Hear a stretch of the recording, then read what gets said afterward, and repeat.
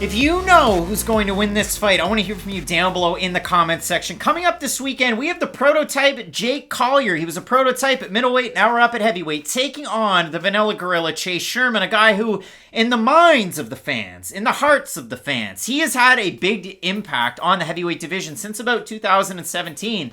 But he's 3-7 in the UFC. He's 1-2 in his return, and his last tweet was on October 10th, 2021. He used to be the gift king. Remember in 2017-18 when Chase Sherman was slugging it with who? The Daywalker? Elias Theodoru on Twitter, and they were just trying to vie for the crown of gift king? Well, now we're here. And for Chase Sherman, it's been a weird bag, I guess, so to say, in his return to the UFC. I mean, he left. He goes over to Island Fights. He looks really good with his boxing. It's crisp. His leg kicks are good, and they're still good in the UFC. But he goes out there and he fights Ike Villanueva. And he wins that fight. He gets cracked a couple of times, but he cracks back. He wins that one. Then he takes on Andrei Arlovsky, and that's a big opportunity. The forever litmus test. I think he's going to fight till he's 70. He could fight in a chair. The Tom Brady of the UFC. He'd still beat some guys in the UFC, but you go back, you watch that fight, and for Sherman, it was kind of different because that was his first camp at Elevation. He had moved things to Colorado to get ready for that one, and it was still the same old Chase Sherman, but he had a good first round, and then the second round, and then the third round, it wasn't necessarily as good. So he switches things up again, and for his last fight, and his last time out, he took on Parker Porter. He loses a decision in that one. He's now out of Sanford MMA. He's out of Sanford for this fight as well, as all signs point to over on Instagram. And it is an interesting one. I mean, when you're training out of Southern Florida, you're at Sanford, you're going to have like Linton Vassell, you're going to have Steve Mowry. They're the Bellator heavyweights that I can think of, but you're going to have some good training partners for sure. You're going to get the work in to accentuate your striking. For Jake Collier, still out of the pit MMA, and if you look at it for him, since he's kind of come back, he had that fight against Marcel Fortuna. It was fun. It was a great finish. Then he fights Tom Aspinall a little over a year and a half ago. How did that fight go, Craig? That was just stupid. It was mismatched. It really was. But you didn't know what Collier was going to look like in the comeback. He gets finished in that fight. His last two fights are very similar to Chase Sherman's fights, and I have the numbers to back it up. He fights Jean Vellante, wins a decision. That's actually a fun fight to go back and watch. He fights Carlos Felipe, he loses split decision. But Matt, the big point that I have, and I got to go to the numbers on this one, these guys actually fight very similarly. Jake Collier's a little bit more flashy with some of his strikes, even though he definitely cuts now to make the heavyweight limit. But I have this to follow it up. If you look at the fight that Collier had, Vellante Felipe, the fights that Sherman had against Arlovsky, and then his last time out against Parker Porter, for Collier against Vellante, 13% of his strikes are to the leg. Against Felipe, 18% of his strikes are to the leg. In total, Collier against Vellante went 126 of 277 for his total strikes, which is insane. And when he took on Vellante, I mean, listen, it's just absolutely insane to see numbers like that. Then when you look at it against Felipe, 130 to 281. Tons of volume. The percentage, not necessarily the greatest. And then body strikes. He went 19 of 29 to the body against Vellante, and then in his next fight out, 20 of 26 to the body against Felipe. And the weirdest part about that one was the fact that forward pressure and the taunting from Carlos Felipe won that fight in the minds of the judges. 2 of the 3 of them Craig scoring it for disagrees Felipe. with another split. I thought Collier won that fight. Way better volume, way better percentages too. But all of this to say, when you compare both of these guys, you look at it for Sherman, he fights Arlovsky, 19% of his strikes are to the leg. His next time out against Parker Porter, 28% are leg kicks. These guys are heavyweights that throw leg kicks, and sometimes they slow down as the fight goes on.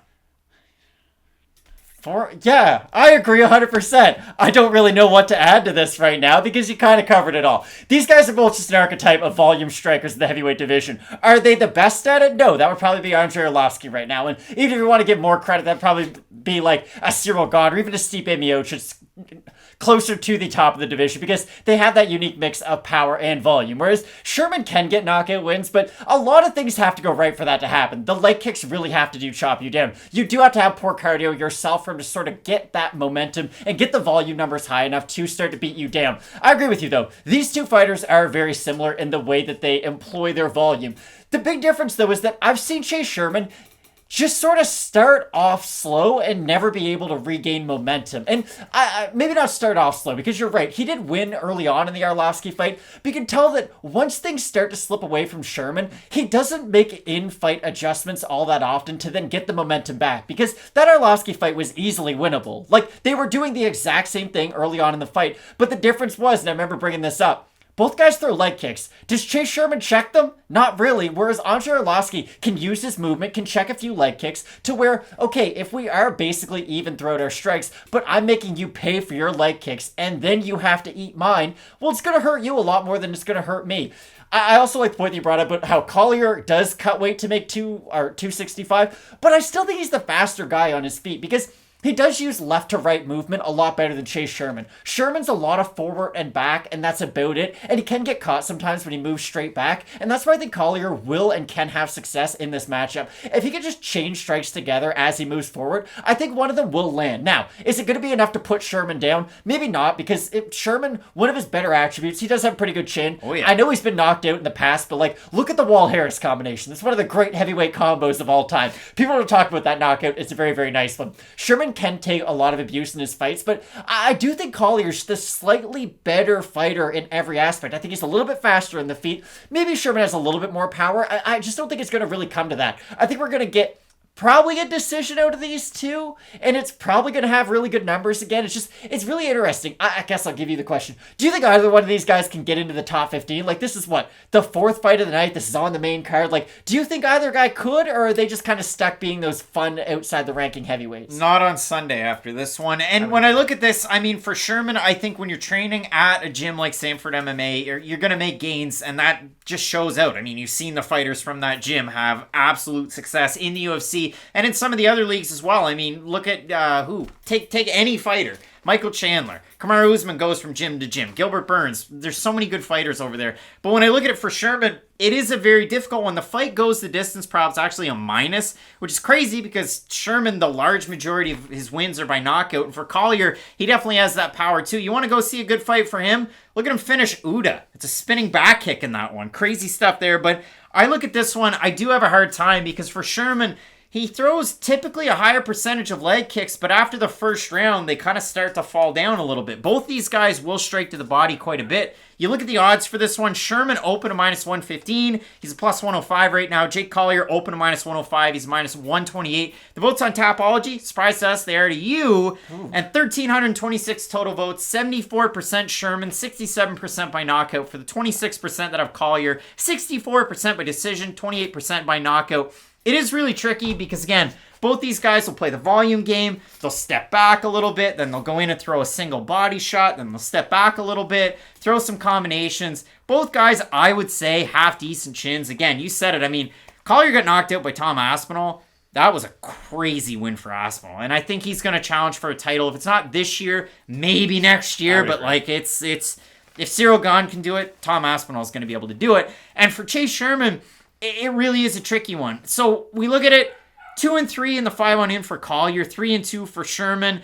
2 of those wins outside of the UFC with island fights for Collier. 2 of those 3 wins, or 2 of those 3 fights even. The Fortuna fight was just over 4 years ago. The fight against Devin Clark was 4 years and 8 months ago. What's the pick here? Because I think Sherman does have a really good chance. I mean, if he can catch Collier behind the black lines, not making those moves side to side, you can tee off if you need to.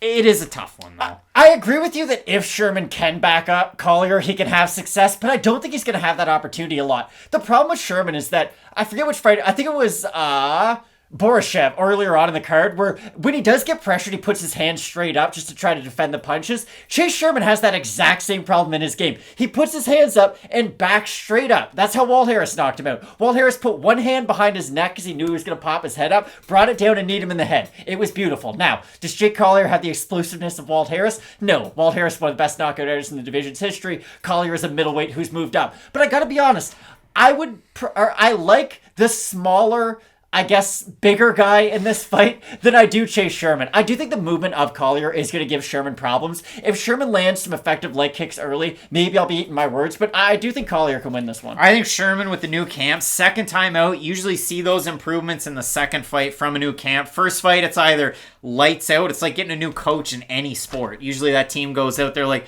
the Vancouver Canucks with Bruce Boudreau. We're getting a big win first time out after being terrible. So for Sherman, maybe second time out is the charm. I have Jake Collier ever so slightly in this fight, but I got to be totally honest. I have zero confidence in unranked heavyweights when you're just going out there, slugging it out, and playing a volume game. Like, it really is a tricky game, and the margins are so fine. I thought Collier won his last fight, but he didn't. And it was the exact same fight that I expect coming out in this one. So we both have this is pretty much, it's a very close 50-50 fight. Do you think it'll be inside the distance or will it go the distance? I don't care to pick the prop. Honest to goodness, I don't. Okay. I really don't. So Matt, both of us going with Jake Collier in this one. I think it's going to be a fight that's going to happen this weekend. But in the main event, Calvin Kattar taking on Chikadze, and I can't wait for it. Let's keep it locked in with Fight Night picks, as we always say. Let's get into it.